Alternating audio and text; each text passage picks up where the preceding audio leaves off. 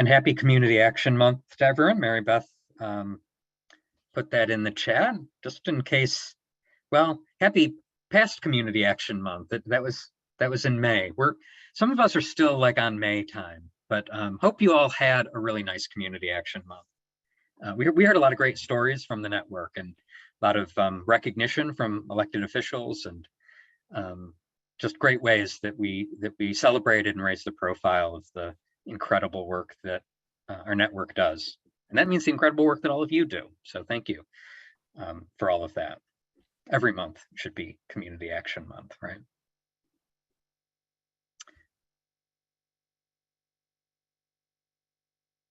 Okay. Andy, why don't you get us started? Sure. All right. Hi, everyone. Thanks for tuning into this NCAP webinar today. This is Organizational Standards, CSBG Organizational Standards 101 with Aaron Wicks, Vice President for Organizational Capacity Building, and Mary Beth Schneiber-Remrev, Director of Organizational Capacity Building. I'm Andy Pavey, Program Associate at the Partnership, and I'll be here behind the scenes to help this go smoothly for you. Do not hesitate to reach out to me through the chat at any point during the event, and I will help troubleshoot. And if you're disconnected from the webinar, please rejoin through the link we provided. A few more technical notes before we get started in today. We are recording this session for future viewing. We are also in meeting mode, so we ask that all attendees stay on mute. If you have questions or comments, you could submit through the chat function or by raising your hand. And at the end, we will post a session evaluation in the chat that you can use to give us feedback. We really value your input. And with that, I'm going to go ahead and turn the session over to Aaron. All right, thank you, Andy.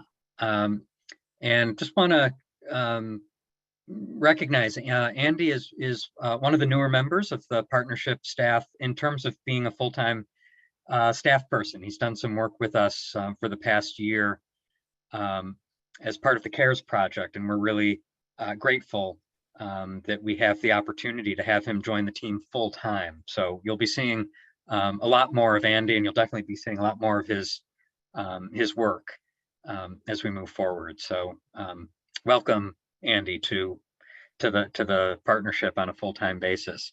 My name's Aaron Wicks. I'm the Vice President for Organizational Capacity Building, and I'm joined by my teammate, Mary Beth Schneiber-Remrev. I'll ask Mary Beth to introduce herself. Hi, good afternoon, everybody. I'm Mary Beth Schneiber-Remrev. I'm the Director of Organizational Capacity Building. I was just reflecting as we're starting this session about organizational standards that, gosh, I kind of cut my teeth when in community action when the organizational standards were formed. And so I'm reflecting back on some of that history and just really excited to share some context with all of you and talk about what you're seeing and feeling about the org standards and what questions you have. So thanks, Aaron. All right, thank you, Mary Beth. And that actually is a nice way to set the stage for today's webinar, because for those of you that have some familiarity with the CSBG organizational standards, you know that that there's a lot of there's a lot of material. There are a number of standards. They have a lot of nuance. This webinar today is not going to go deep into the standards. It's more going to go broad. And so we'll say a little bit more about that as we get to the agenda, but I just want to set expectations for the group because there are a lot of really great resources that do go deep. And part of our purpose today is to make sure that folks know about those. But certainly, if you do have some questions or thoughts about specific org standards, this is a great opportunity to bring those up, and we'll try to kind of incorporate that into the discussion. But as I said, we don't have nearly enough time to go deep into each one, so that's not our intention today. But we would love to hear any feedback or questions that you have about the org standards, and maybe that'll lead to some future tools or resources or webinars. Right. So We do want to ground our meeting today in a couple of important ways. One is grounding it in the promise of community action. Just a reminder of who we are and why we do what we do. Community action changes people's lives, embodies the spirit of hope, improves communities, and makes America a better place to live. We care about the entire community, and we are dedicated to helping people help themselves and each other. And one thing I'll say about the promise, I know that sometimes talking about the organizational standards seems like it's removed from the promise of community action. Like, what does, having our audit shared with the board have to do with changing people's lives? But, if you think about it, if our organizations aren't meeting some of those really important basic benchmarks of effectiveness, just basic things we need to do to continue to operate and be effective in the community, then we can uphold the promise. So there's the connection. Maybe it could be drawn more strongly than that, but that's where I feel the promise really lives in today's context. I'd also like to take a moment to sort of interrupt our normal flow and remember that we meet today, even though we're meeting in a virtual space.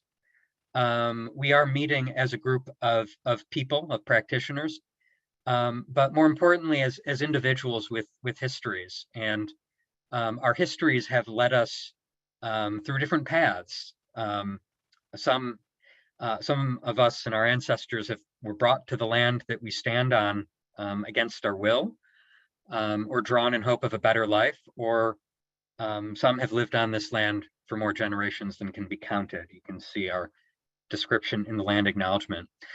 So we want to just take a moment to recognize that the land upon which each of us stands is a land that gives us sustenance and nourishment, and is a land that has been tended to for generations, that preceded certainly all of us in terms of our lives, but also many of us in terms of our ancestors. And so I want to acknowledge the land that I am joining this meeting from, which in my case is the traditional lands of the Haudenosaunee people. And I want to pay my respects to elders, both past and present, who have stewarded this land throughout the generations. And I'd like to just invite others to feel free to do the same in the chat. And if you're unaware of the land that you are standing on or sitting on right now, you can go to the link and learn a little bit more. We encourage everyone to do that. Thank you. So our agenda today, we've done some welcoming and introductions. We've got a little bit more to do in that area because we want to learn a little bit about you. We will do sort of an overview of the org standards, just a little bit in terms of kind of what they are and why they are, just for folks that maybe don't know some of that background. It's important to know where they came from and how they got to be what they are. We'll do an overview of the standards. As I said, very high level, but just give you a sense of the scope. Talk a little bit about self-assessment, because that's so critical. The org standards are about benchmarking and understanding where we are as organizations relative to those standards. So we'll talk about sort of some of the tools that we have for doing those self-assessments.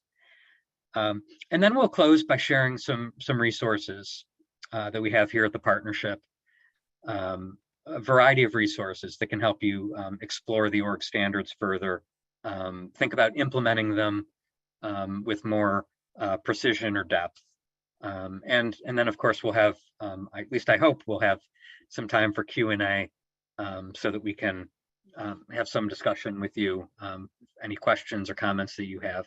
But also feel free to use the chat to share comments or ask questions. And as Mary Beth said earlier, or maybe as Andy said earlier, as someone said earlier, this is in meeting format. This is a Zoom meeting.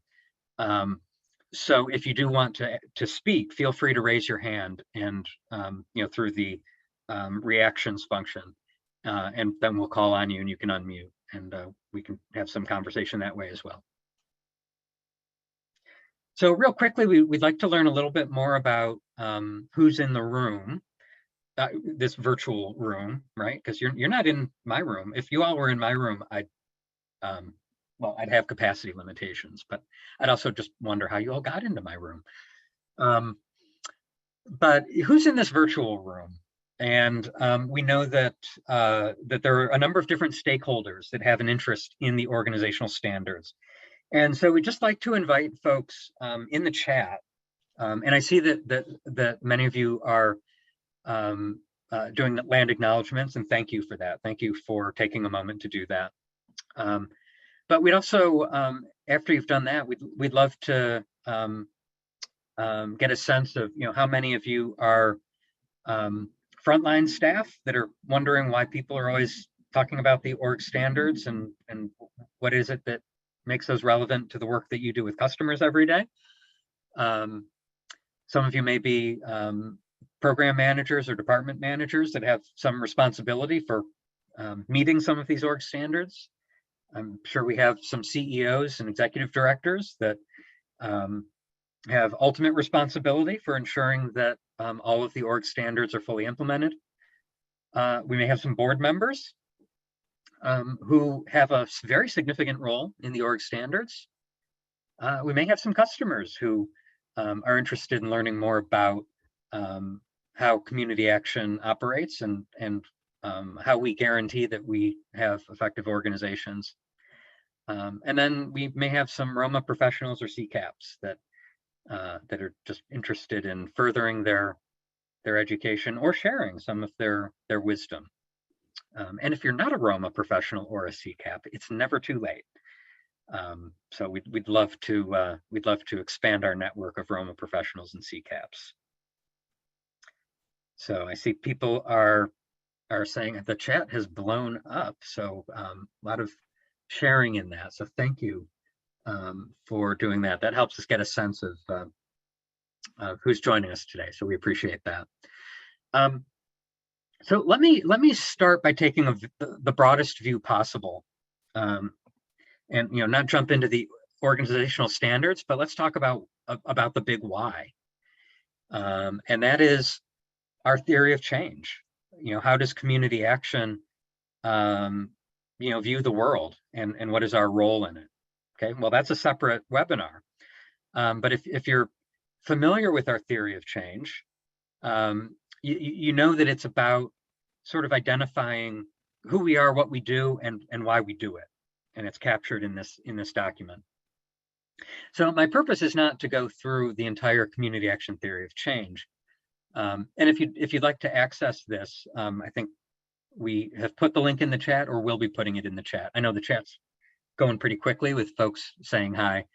But you can access this on the NASCAST website. They have a very nice section about the community action theory of change. But here's why this is important. We have a theory of change that says community action can fulfill its promise, can change people's lives, can improve communities. And part of that theory is based on sound performance management.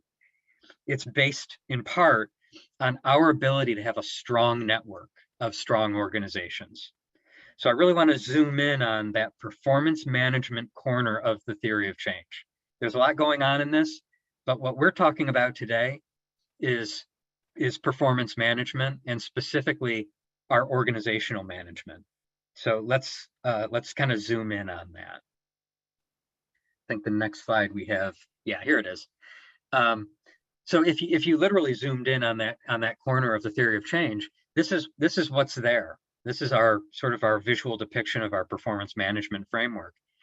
And you can see it's based on two pillars: how well we operate, so kind of our efficiency as a network, and then what difference we make as a network, our effectiveness.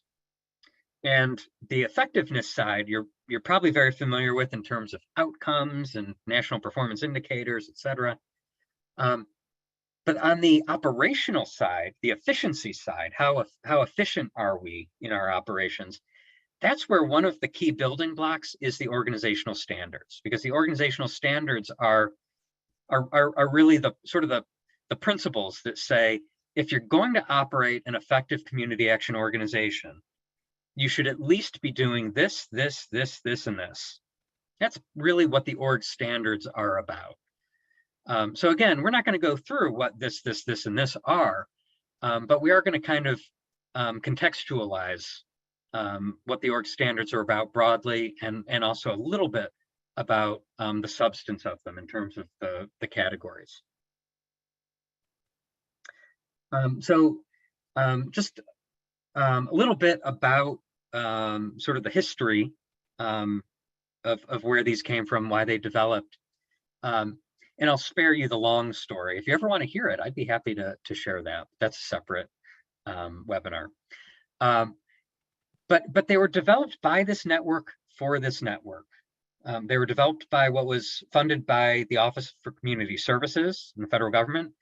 They funded an initiative called the Organizational Standards of Excellence, which was housed at the National Community Action Partnership. And they were, the goal of the org standards was to develop standards that characterize an effective and healthy community action agency.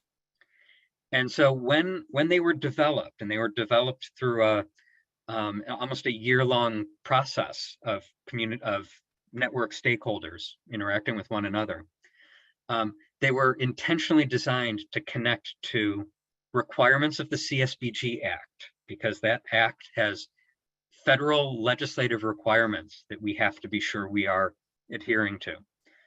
It also connects to OMB guidance. OMB is the Office of Management and Budget at the White House. OMB is responsible for very important guidance, particularly around fiscal and administrative compliance. So we want to be sure that our org standards align with those. Other federal laws and regulations, best practices in management. Now, the org standards themselves are not a set of best practices, but we certainly connect them to some of those best practices so that they can be kind of a gateway to quality improvement. And then, of course, they're grounded in our values, the actual formal values that we've established within our network. So the organizational standards are set forth formally in what's called an information memorandum, an IM, that was issued by the federal government. This particular IM 138 was issued in 2015. There's a link to it on this slide. We've also put, or are putting, a link in the chat. Like magic, it appears. The powers that I have, I say it to the universe and there it is. Or no, that's the power that Andy has. But if you have never read that IM, I invite you to do it. Go read it, because that communicates why we have the org standards and what their purpose is. And that continues to be formal guidance for our network about the org standards. And the framework that provides is that the org standards are not just about operations and accountability. You can see that that's one of our verticals. So of course, the standards cover human resource management, financial operations and oversight, and the use of data and analysis. So that's certainly one component that is set forth. But there are two other important broad areas, and that is vision and direction. So that includes the role of the board in leading agencies, as well as organizational leadership, operational leadership, and strategic planning, making sure that we are engaging in effective strategic planning. And then, of course, sort of the third strand is maximum feasible participation, which has been part of our network from day one. And so you can see that includes things such as consumer input and involvement, community engagement, and effective and consistent use of the community assessment. So I'm going to hand it to Mary Beth to kind of take us a little bit further into the org standards, and then we'll get into each of these categories just a little bit deeper to give you a little more flavor for them. Mary Beth. Great, thanks, Aaron. So just one other point I want to make about the organizational standards before we dive into some of the numbers is that if you were to go to the CSBG Act, if you're looking to find like, okay, so where do the organizational standards, like where do I find the rule that says I have to comply with them? You're not actually going to find it in the federal law because they were put in place after that law was established. So the last time that CSBG was reauthorized was in 1998. And obviously the standards came into effect in 2016. So really that IM is where you go to for that that requirement, if you will. And then here's the other kind of nuance of this is that while it's a requirement for all community action agencies, it's really up to the state, your state offices, your state CSBG offices to monitor and assess the standards. And so you are more likely to find your requirement to comply with the organizational standards within either your CSBG contract or your local or state CSBG laws. So just want to point out that nuance for you, just in case you ever get that question. Show me where it says I have to comply. It is there. It is just either in the IM or within your state laws. That is the right place to go. So what's on this slide has largely already been covered by Erin. We had a center of excellence. We gathered some input. The IM went out, and then there was some time for agencies to get to know the standards and begin to ensure that they could actually meet the standards before they were fully implemented. We talked about the 3 groups and 9 categories. Just one other nuance to point out here is that there are different standards for private community action agencies, that's private nonprofit community action agencies, versus organizational standards for public community action agencies or community action agencies that are positioned within their local units of government. Obviously, some of the ways that a nonprofit runs is different than how a public community action agency runs. And here's what I'll say is that by and large, the concepts are parallel between the 2 sets of standards, but there are just some differences for public CAAs, and there are some standards that simply do not apply to a public CAP because of the nature of how they're governed. So for all my public CAPs on the call, please do be sure to check out and pay close attention to our tools and resources specifically for public CAAs. And when you're reading the organizational standards, pay attention to the public standards as opposed to the private standards. So a few other key points to share with you. Erin already kind of shared some of these points with you, but want to reiterate that these were developed by the Community Action Network for the Community Action Network. They were not dreamed up by bureaucrats somewhere. They were dreamed up by maybe some of you on this call.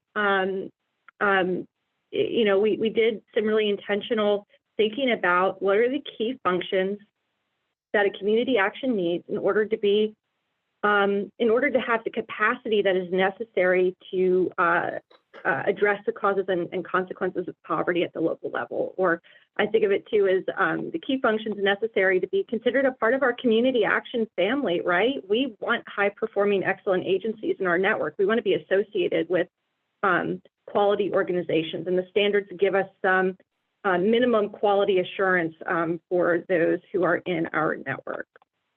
Erin talked about how the standards are part of that broader performance management network or performance management framework for our network. Also want to flag, if y'all have looked at the standards at all, you'll see that the standards are pretty broad. And I just want to say that that is not a flaw. That was designed intentionally. They tell you kind of what is required, but not necessarily how to do the thing. And that really goes back to one of our values of local control, right? How one community action agency needs to function is going to be different than how another agency needs to function, just based on local conditions, local boards, local laws, or state laws. So, we see that as an opportunity for local control. Also, I mentioned this earlier, states are really the ones who assess local agencies' compliance with the standards, and they are required to do that on an annual basis. But that also means that they are responsible for interpretation of what it means to meet a standard. So if you are ever unsure about, okay, so I read this standard, what documentation is required, or how do I know if I've met it? That is really a question that is best posed to your state office, because they are the ones who will be assessing you on those standards. And then wanted to flag that, again, the specific, documentation processes, therefore, are not prescribed in the standards themselves, because that might be a state-by-state determination. And then just the last point that I want to make here is that the standards really are that minimum threshold again. And so they really look to see that you have these core functions or these approaches or practices in place, but not necessarily, they're not looking at the quality of those items. That's really where you get into the standards of excellence, which is going beyond the minimum requirements. So what you see here is really, do you have a risk assessment? Does your board meet as it's required to? Do you have the seats filled? As opposed to, do you have a really good risk assessment? Are you filling your board with the right folks? Those are not things that the standards themselves assess, and they were not designed to do that either. I don't think I have anything else I want to share on the organizational standards themselves. Erin, anything you want to throw in before we start to talk about what is contained within them?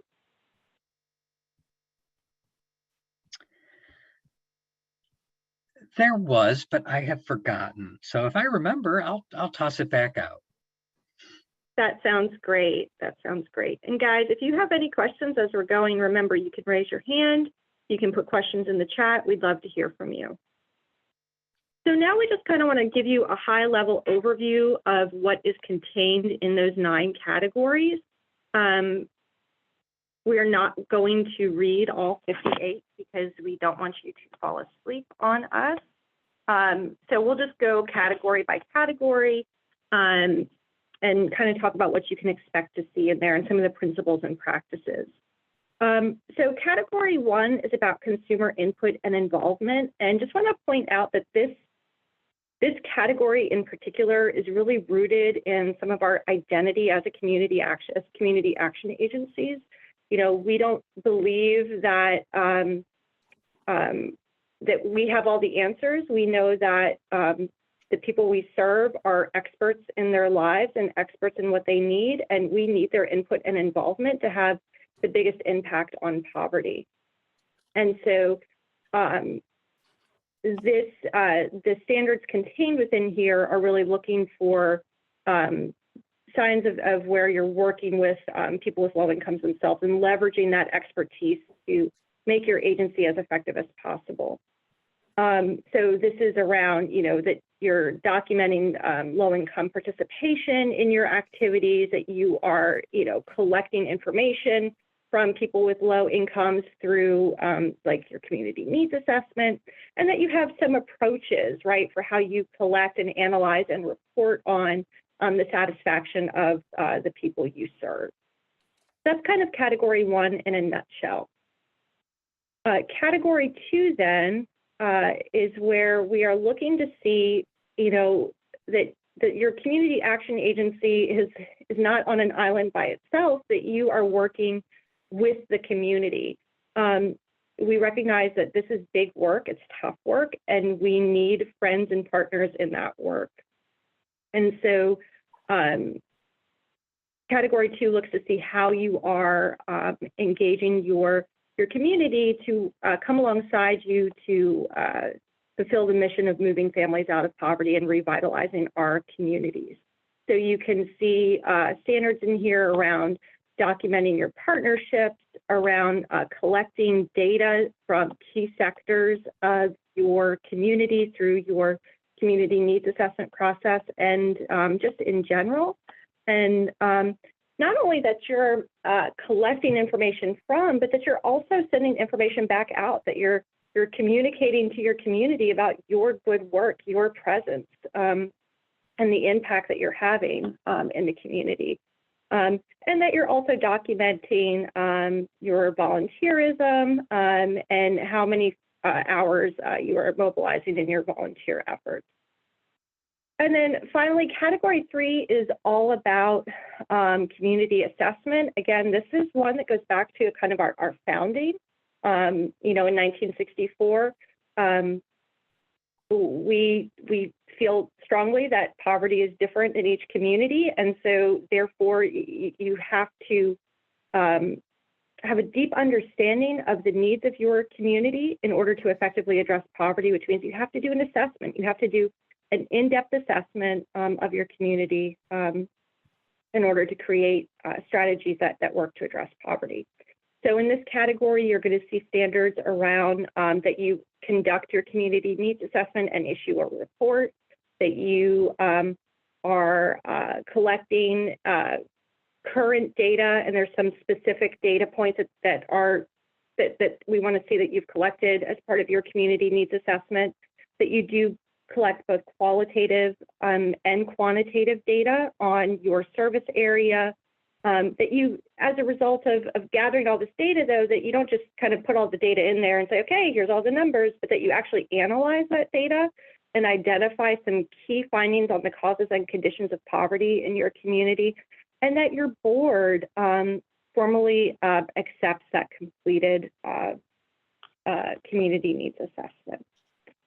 So that is an overview of those first 3. Aaron, I think I'm going to pass over to you because I don't see any questions in the chat and no hands raised at the moment. All right, thank you, Mary Beth. And I've also been keeping an eye on the chat. So if anyone does have any questions or comments, please, put them there, or, raise your hand and let us know if you have some thoughts. And I do want to, before I get into category 4, I do want to just kind of pause and remind everyone that there was a link in the chat that Andy provided to a resource page at the partnership website. There it is. It's like magic. So if you go to that page, one of the things that you can do is go to each standard. And so when we say you can find guides for all 9 categories, I want to be really clear. There are actually 18 guides. There is a guide for each category, the standards within,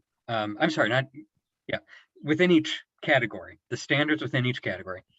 And there's a guide that's specifically for private CAAs and a guide for public.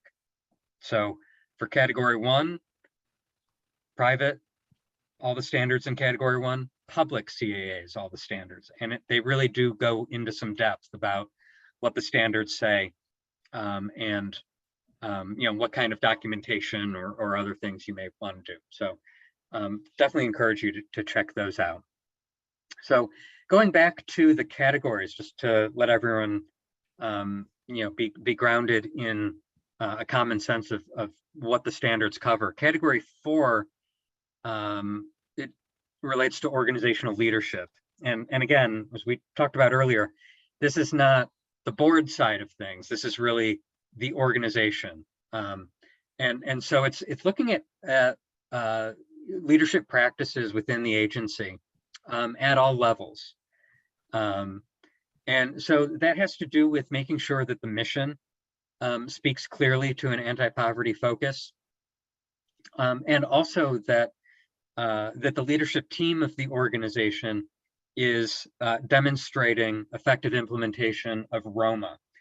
Now, again, the standard is really just asking that an organization be able to document the implementation of Roma in some certain key areas.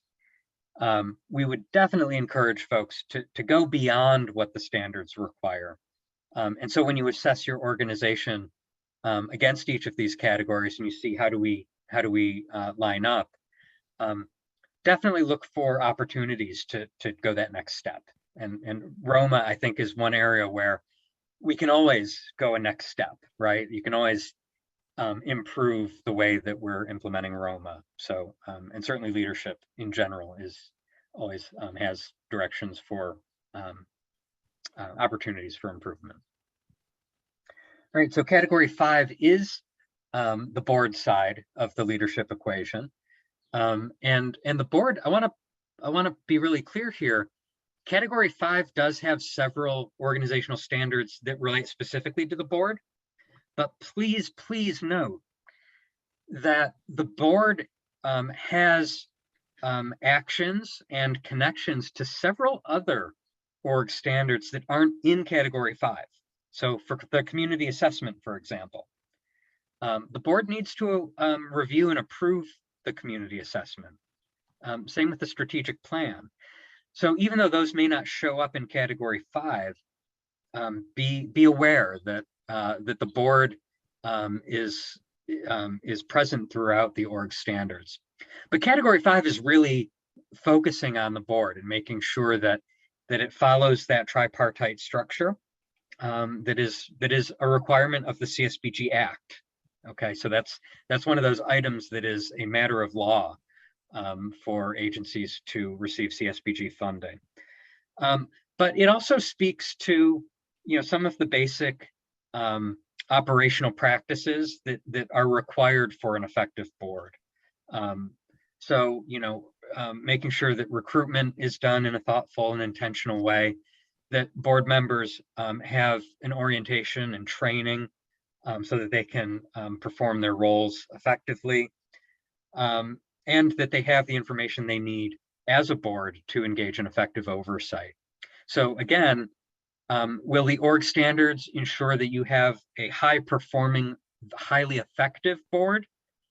Not necessarily, but they will ensure that you've got some of the basic principles and practices in place so that you can make sure that your board is empowered to play the role that it needs to.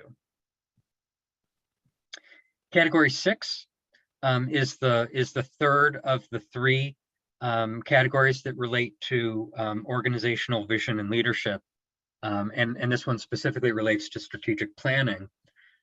So the standards in Category 6, speak to the existence of a strategic plan, some of the process questions of using customer input from the needs assessment in your strategic plan and making sure that that the plan has some clear goals, that it measures success, and that there is some ongoing process and engagement with your board regarding the strategic plan. So again, will meeting all of the standards in Category 6 mean you have a great, really powerful strategic plan?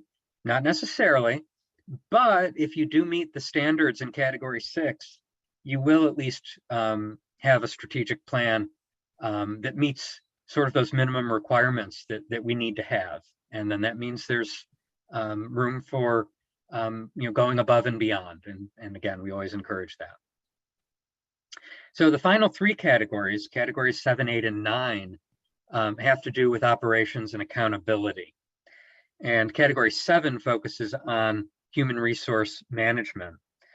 And it's important that there's an org standard category for human resources, because I'm pretty confident that if we all looked at our agency budgets, we would see that the largest share of resources, monetary resources, that our agencies invest in are invested in our people, our staff. That's where a lot of the treasure of the time, talent, and treasure of our boards is invested in making sure that our agencies are properly staffed with caring and compassionate staff, and that staff have the ability to do their jobs effectively. And so it's very important that our agencies have the structures in place to support not just paid staff, but also volunteers. And so having appropriate policies and procedures in place, having performance appraisals, job descriptions, and professional development and training opportunities. Those are some of the key areas that are covered in these organizational standards. Likewise, category 8 speaks to having similar operational infrastructure to support fiscal operations. And certainly any of us that have have been involved in the management of community action organizations, we know that one of the most important areas of operations, and certainly one of the biggest potential risk areas, is on the fiscal side. We have to be good stewards of the resources that we manage, primarily because our communities expect it of us. We are responsible for significant resources that are meant to be deployed effectively to address the causes and conditions of poverty. So we have to be sure that we can be transparent and accountable in how we manage those resources. So as you can imagine, Category 8 is one of the largest in terms of the number of standards. It has the largest number of individual standards within it. And many of them speak to some of those key legal requirements, as well as federal policy requirements in terms of managing dollars. Because one thing that all community action agencies have in common is that we manage federal funds, because community services block grant funds, even though they are administered by state government, they are federal funds in origin. And so we have to manage them according to federal guidance.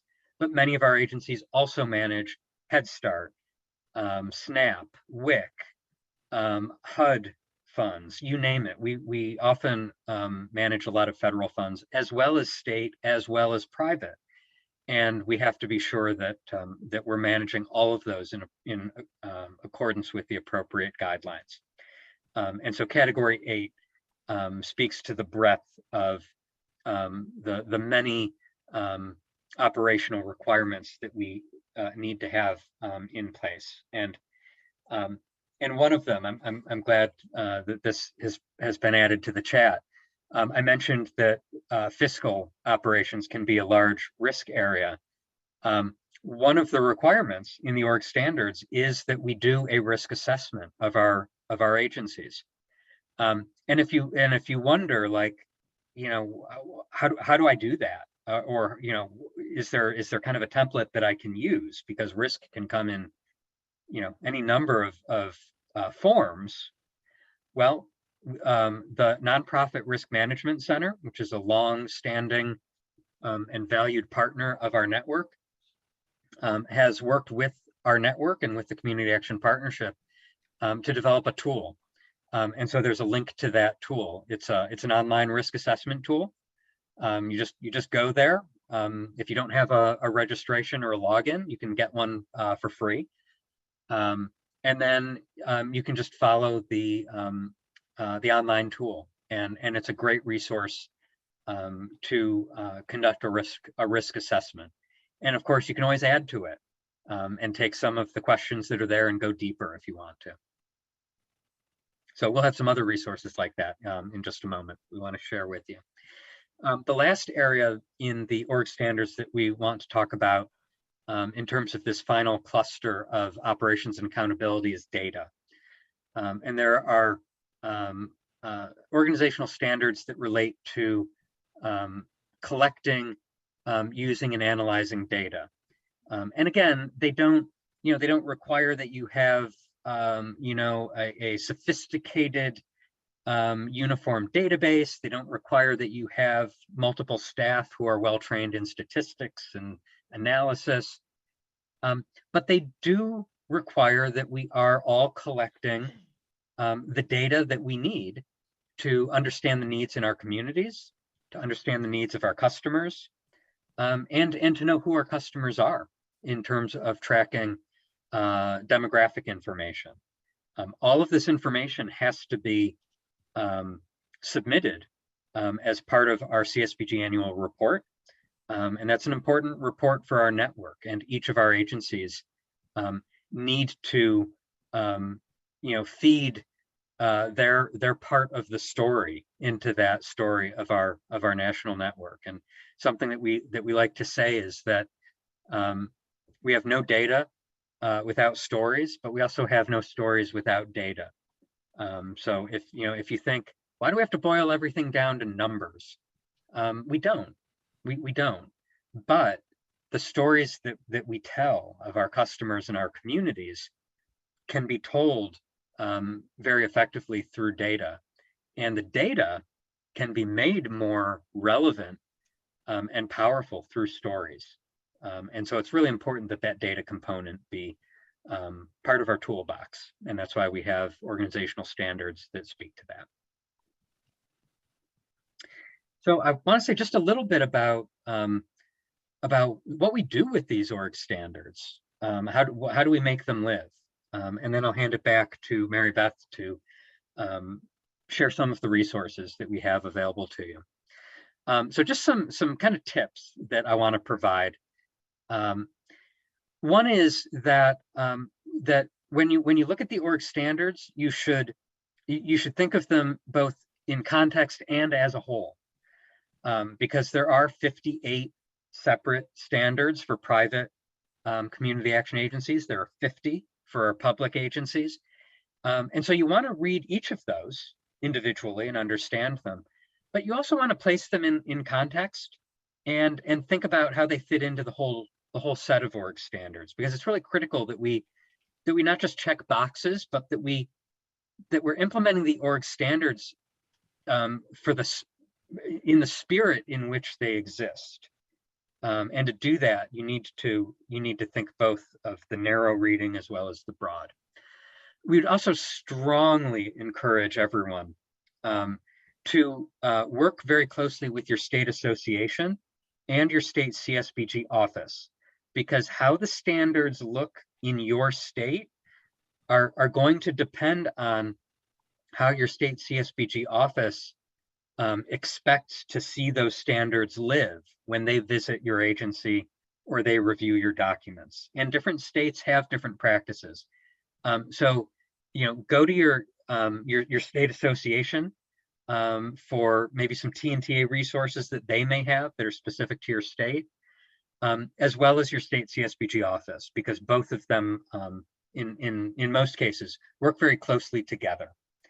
And I think Mary Beth wanted to add a little bit more to that, because Mary Beth, you have experience from both the local agency and the state office perspective, as well as the national, the NASCAS perspective. So what would you like to add to that? I really think that you covered that. Just, remember, if you have the question, just reach out. You will never go wrong with reaching out and getting that clarification. Aaron, you really summed it up well. It might look a little bit different in each state. And if you're struggling with a certain requirement, just be honest. Talk with folks about that. Talk with your state association. Talk with your state office about what the challenge is, so that you can engage in some joint problem solving together. So just encourage you to speak up and advocate if you see a challenge, and reach out if you have a question. Aaron, I also just wanted to add one other point to that in context and as a whole, and I was thinking about it as we were going through the categories. For instance, board governance. There's a whole category dedicated to board governance, but those standards are not the only standards that apply to your board. So if you're thinking, okay, I got to do these standards for my board, check, I'm done, you will have missed a number of standards that do actually call out to the board. So a good example was community needs assessment has to be approved by your board. That standard doesn't live in the board governance section because it's not about board governance, that's about community needs assessment. So do be sure that you look holistically and find those threads that go throughout the organizational standards. All right, thank you, Mary Beth. And I just want to add one more note to the reaching out to your state office or your state association. And I think Mary Beth would agree. State CSBG offices are very interested in making sure that the organizational standards are a tool for supporting and strengthening agencies, not a gotcha or accountability tool. So in other words, as Mary Beth said, the org standards don't exist to trip us up or to make us jump through unnecessary hoops. They're really meant to identify, where are there some opportunities to kind of strengthen some of the work that we do, and your state office wants that your state office wants you to succeed and be a strong and effective agency. So even though it might sometimes feel like, oh, the office is coming to review our org standards, that is being done in the context of strengthening and continuing to improve the quality of the work that we do. So hopefully that's the dynamic that everyone experiences, because that's really what it's all about. That's what we're all trying to do together. Real quickly, because we do want to share resources, try to integrate your org standards work into the other things that you do. So, don't think of it as, something that's off to the side. When you think about your community assessment, your strategic plan, your community action plan and the data that you collect, for example, as part of that, remember, like, oh, there are org standards that connect to that. So let's make sure that we're, that we're on track with those. So just always think about integration so that you don't have to think of these as separate processes. And I think I have one more set of tips, and then we'll go to resources. It's useful to have a central filing system to sort of track some of these materials. So if you have like a central, not a filing cabinet, although, hey, if you use a filing cabinet, you can do that.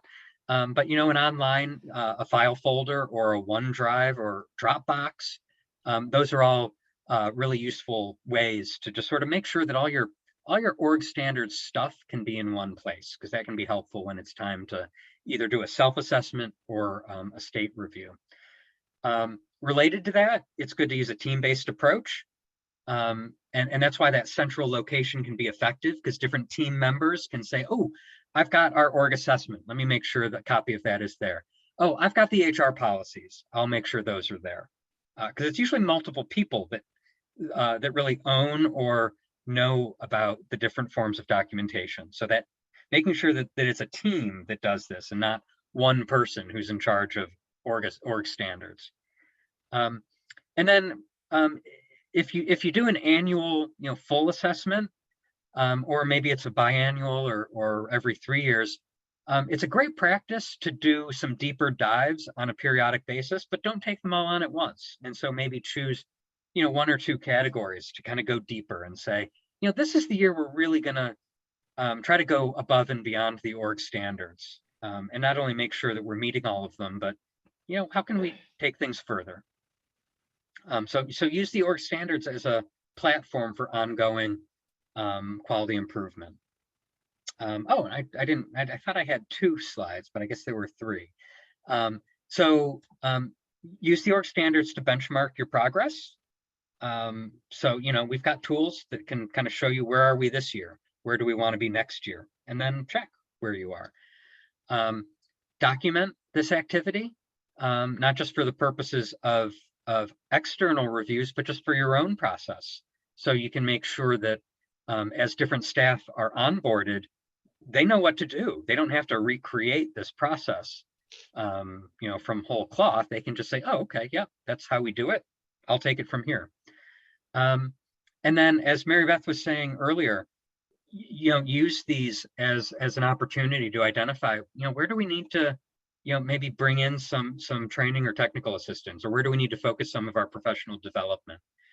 Because the org standards can be one of the tools that you use to assess, what organizational needs you have, to maybe take some of those steps, either in professional development or organizational growth. And speaking of some of those next steps, we have some resources we want to share. And so Mary Beth is going to kind of blaze through these. They're all available on the partnership website, and we'll try to throw the links into the chat as she goes, so you can have those. So Mary Beth. Yeah, thanks, Aaron. And one of the great things is that all of these are in one place on our website. So Andy just put that in the chat, where you can go for kind of the one-stop shop for organizational standards tools. So on the next slide,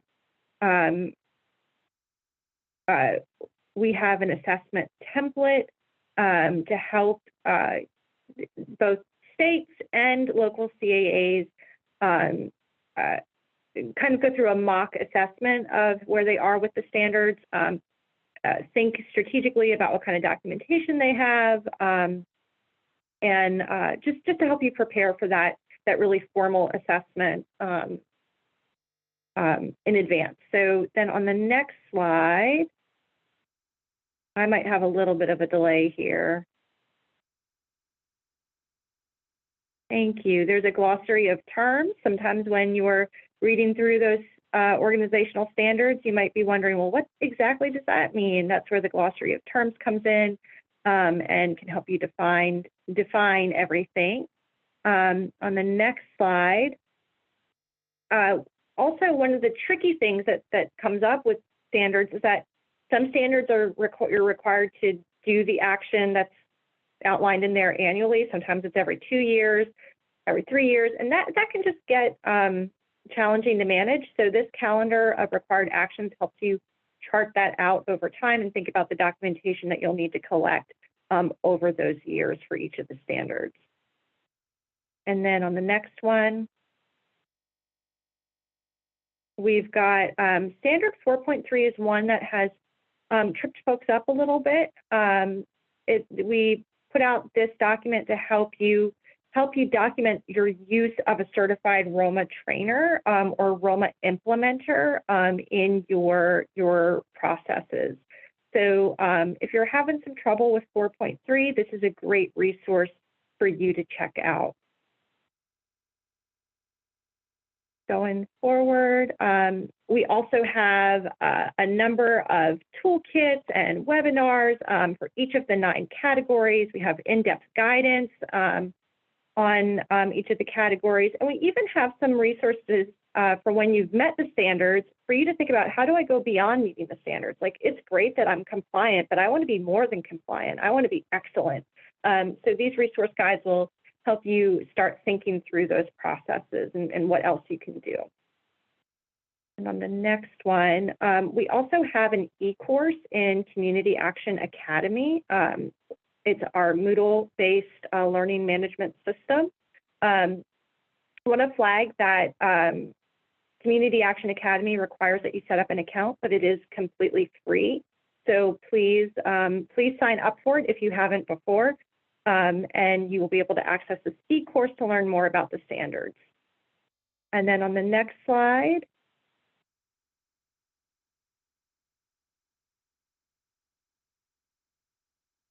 I might not be tracking with you guys, so I'll just move ahead. To the next slide is we have a number of standards webinars. We've done some in-depth series to help you think not only about meeting the standard, but going beyond the standard. So do check those out on our website.